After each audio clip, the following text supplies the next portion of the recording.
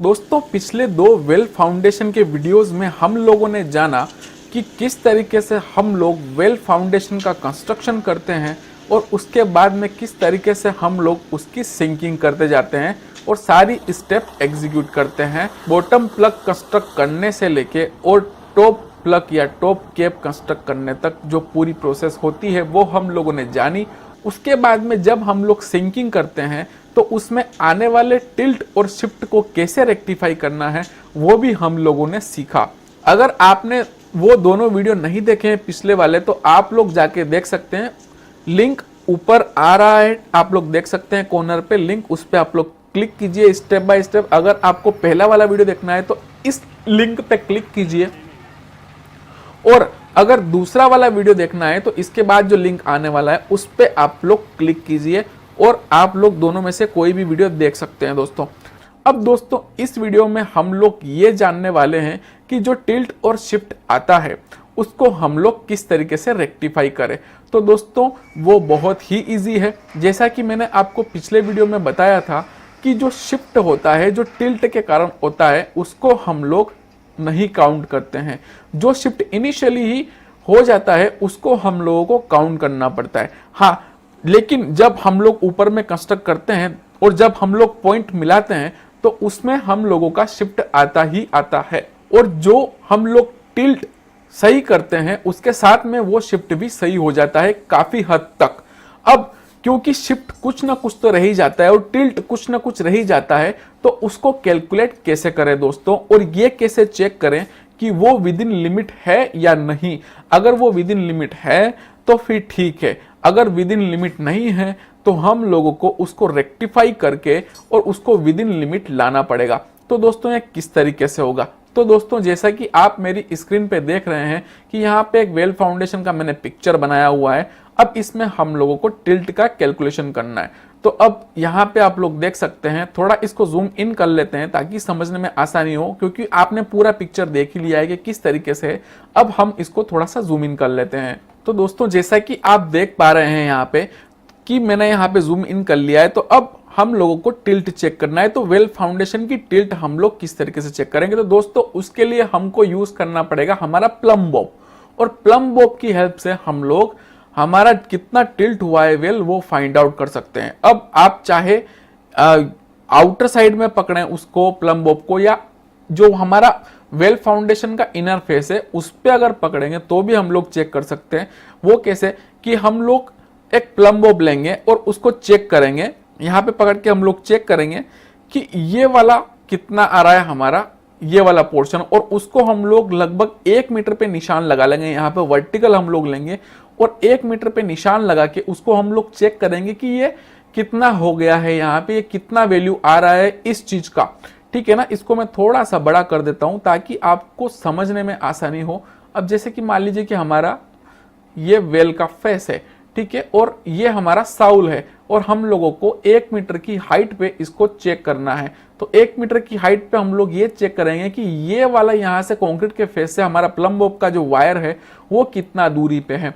मान लीजिए कि अभी हमारा यहाँ पे 70 mm या 80 mm हम लोग मान लेते हैं कि 80 mm का हमारे यहाँ पे वैल्यू आया। अब दोस्तों इसकी मदद से हम लोग टिल्ट कैसे निकालेंगे, तो दोस्तों बहुत ही इजी है। टिल्ट मतलब होता है एंगल, आपका कितना झुक गया है और कितना एंगल बन रहा है, ठीक है ना, और एंगल या फिर हम लोग इसको कह लीजिए कि स्लोप क्या बना है। तो दोस्तों स्लोप को हम लोग निकालते हैं 1:, समथिंग की टर्म में, मतलब हमको एक आगे चाहिए और पीछे जो भी वैल्यू आएगी वो हम लोगों का चलेगा। अब यहाँ पे हम लोग कैसे निकालेंगे इसको 1:, समथिंग की टर्म में। अब देखिए यहाँ पे है हमारा 1 मीटर और इधर में है 80 mm, मतलब 1 मीटर में आप लोगों का 80 mm यहाँ पे ये टिल्ट हो गया है। तो जैसा कि हम लोग जानते ही हैं कि हम लोग जब स्लोप निकालते हैं, मतलब जो हमारा टिल्ट होता है वो एक तरीके से स्लोप होता है। तो स्लोप को हम लोग डिनोट करते हैं tan थीटा से, और tan थीटा मतलब होता है P/h, ठीक है ना। तो परपेंडिकुलर बाय बेस, तो ये हो गया हमारा परपेंडिकुलर इस केस में, और ये हो गया हमारा बेस, ठीक है। तो इसको हम लोग कैलकुलेट कैसे करेंगे, तो हमारा परपेंडिकुलर ऊपर चला जाएगा और नीचे में हम लोग इसको भी mm में कन्वर्ट कर लेंगे तो हम लोगों को ये इजी पड़ जाएगा। अब हमको क्या करना है, हमको इस वैल्यू को निकालना है। हमको ऊपर में चाहिए 1, मतलब हम लोग 1:, क्वेश्चन मार्क, मतलब 1 डिवाइडेड बाय क्वेश्चन मार्क, इसको हम लोग लिख सकते हैं। ठीक है, तो हम लोगों को ऊपर में 1 चाहिए, तो हम लोग उसके लिए क्या करेंगे कि हम लोग 80 को नीचे लेके जाएंगे। तो जब हम लोग 80 को नीचे लेके जाते हैं तो हम लोग यहाँ पे नीचे लिख सकते हैं और इसको हम लोग कट कर सकते हैं और यहाँ पे 1 लिख सकते हैं। और दोस्तों अब हमको सोल्व करना है इस चीज को, तो इसको हम लोग सोल्व करेंगे तो वैल्यू क्या आएगी। तो दोस्तों यहाँ पे इसकी वैल्यू जो आती है वो आती है 12.5। ठीक है, तो ये एक तरीके से क्या बन गया, 1:12.5। अब दोस्तों इसकी लिमिट क्या होती है, तो टिल्ट की लिमिट होती है 1:60। ठीक है ना, तो 1:60 की लिमिट में हमारा होना चाहिए। तो क्या ये 1:60 की लिमिट में है, तो दोस्तों ये नहीं है, ये यहां पे बड़ा होना चाहिए। अब अगर आप 1/12.5 को अगर सोल्व करते हैं तो इसका जो आंसर आता है वो आता है ज्यादा, किसकी तुलना में, 1:60 की तुलना में ये आता है ज्यादा, मतलब इसकी कंपैरिजन में ये वाला जो है वो ज्यादा आएगा। अब इसको आप लोग सोल्व करके देख लीजिए। तो हम लोग अगर 1/12.5 को अगर सोल्व करते हैं तो ये आंसर आता है 0.08 दोस्तों। ठीक है, और वहीं अगर हम लोग 1/60 को सोल्व करते हैं तो ये आंसर आता है 0.0167। तो दोस्तों ऑब्वियसली ये वाला छोटा है और ये वाला बड़ा है, तो हमारा अभी विद इन लिमिट नहीं आया है। इसका मतलब ये हो गया कि हम लोगों को अभी रेक्टिफाई करना पड़ेगा इस चीज को। अब इसके साथ में हम लोग शिफ्ट भी कैलकुलेट कर सकते हैं, जैसा कि मैंने आपको पहले भी बताया कि शिफ्ट जो है वो टिल्ट के जो द्वारा आई है वो हम लोग अभी रेक्टिफाई कर रहे हैं, हम लोग रेक्टिफिकेशन की प्रोसेस में है, तो हम लोग उसको काउंट नहीं कर सकते। हम लोगों को पहले टिल्ट को सही करना पड़ेगा, उसके बाद में शिफ्ट कितना आ रहा है हम उसको कैलकुलेट करेंगे, और वो विद इन 1% होना चाहिए। विद इन 1% किसके, जो हमारी टोटल डेप्थ है वेल फाउंडेशन की, उसके, वो जो डेप्थ है उसका 1% हमारा शिफ्ट होना चाहिए। तो दोस्तों अभी हम लोगों ने सीखा कि टिल्ट किस तरीके से हम लोग सोल्व करेंगे, तो अभी हम लोगों ने निकाला। अब यहाँ पे हम लोग देखेंगे कि शिफ्ट क्या आएगा। तो दोस्तों शिफ्ट के लिए हम लोगों को क्या करना है, अब जैसा कि मैंने आपको बताया यहाँ पे कि 1 मीटर में 80 mm हमारा शिफ्ट आया एक तरीके से। तो ये देखो ये क्या हो गया, हम लोगों ने जो 80 mm देखा वो क्या हो गया, हॉरिजॉन्टल ऑफसेट हो गया एक तरीके से वेल फाउंडेशन का, क्योंकि वो झुका तो वो इतना इस साइड में आ गया। पहले वो यहां पे था लेकिन अब यहां पे आ गया उसका पॉइंट, तो ये इसका मतलब हुआ। तो वो 80 mm हमारा शिफ्ट हो गया दोस्तों। तो ये 80 mm हम लोगों ने 1 मीटर में चेक कर लिया कि 1 मीटर में हमारा 80 mm का यहाँ पे शिफ्ट हो गया। तो दोस्तों ये तो बना 1 मीटर में। अब मान लीजिए कि हमारा यहाँ पे 7 मीटर का फाउंडेशन का डेप्थ है, 7 मीटर का, तो हम लोग अब शिफ्ट कैसे पता करेंगे। तो दोस्तों सिंपल है, 7 से हमको 80 को मल्टीप्लाई करना है, तो हम लोग मल्टीप्लाई कर देते हैं 7 × 80, तो ये होता है 560 mm। तो ओवरऑल हमारा 560 mm का यहाँ पे शिफ्ट हो जाता है।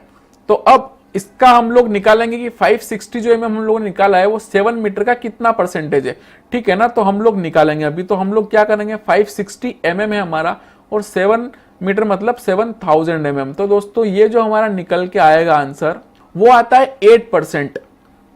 8% आ जाता है और हम लोगों को चाहिए 1% की लिमिट में दोस्तों। तो इसका मतलब ये है कि हमारी शिफ्ट अभी सही नहीं हुई है, लेकिन अभी ये टिल्ट के साथ में है शिफ्ट, इसलिए हम लोग इसको रेक्टिफाई कर सकते हैं। तो हम लोग जब टिल्ट को रेक्टिफाई करेंगे तो शिफ्ट भी अपने आप रेक्टिफाई हो जाएगी दोस्तों।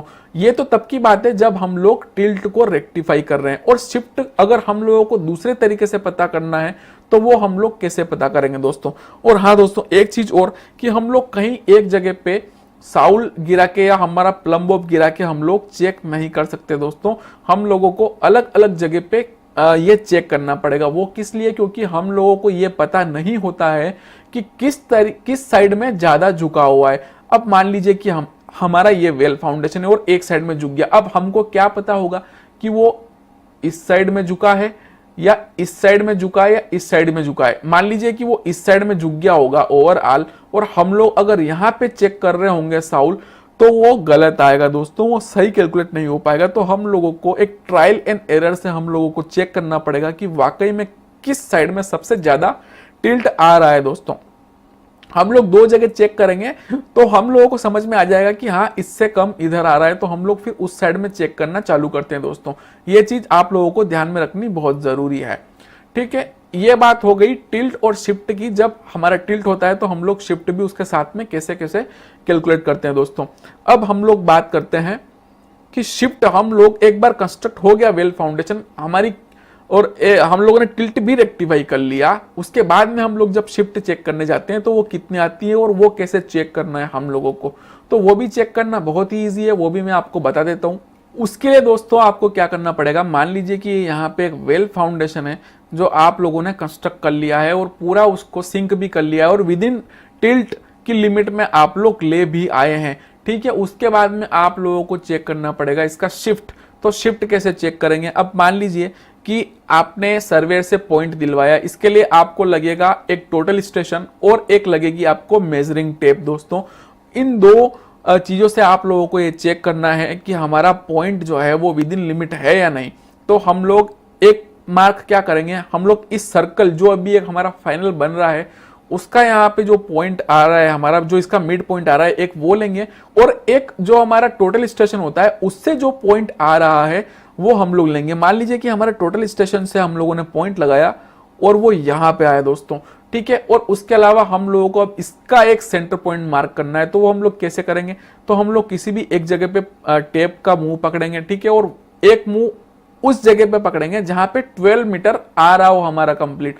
मान लीजिए कि हमारा 12 मीटर यहाँ पे आ रहा है कंप्लीट पकड़ने पे। अब जैसे कि हम लोग यहाँ पे पकड़ेंगे टेप को इधर से लेके और यहाँ पे पकड़ेंगे तो 12 मीटर ऑब्वियसली नहीं आएगा, तो हम लोग यहाँ से चलते चलते चलते चलते चेक करते जाएंगे 12 मीटर कहाँ पे आ रहा है, और जहाँ पे 12 मीटर आएगा वहां पे जाके हम लोग रुक जाएंगे, ठीक है। और एक बार हम लोग इसको पकड़ के और 6 मीटर पे हम लोग मार्क एक कर लेंगे पॉइंट, ठीक है। फिर हम लोग फिर वापस से टेप पकड़ेंगे किसी एक अलग पॉइंट से, यहाँ से हटके और थोड़ा दूरी पे, और यहाँ पे पकड़ने के बाद में फिर वापस हम लोग एक और पॉइंट मार्क करेंगे 6 मीटर पे, या फिर ये जो हमारा 6 मीटर हम लोगों ने एक लाइन, या फिर इसका एक आप लोग चूना मार्किंग कर लीजिए, या फिर इसकी सीध में आप लोग कुछ भी एक हल्का सा यहाँ पे चूना मार्क करके और यहाँ पे एक चूना मार्क करके ये वाला जो टेप पकड़ के और फिर जो चूना मार्किंग करेंगे आप लाइन, और जो ये दोनों लाइन क्रॉस होगी वहां पे जो पॉइंट आएगा उसको आप लोग ले लेंगे। और जो हमारा पॉइंट रहेगा जो इनिशियली हमारा टोटल स्टेशन से लिया गया था,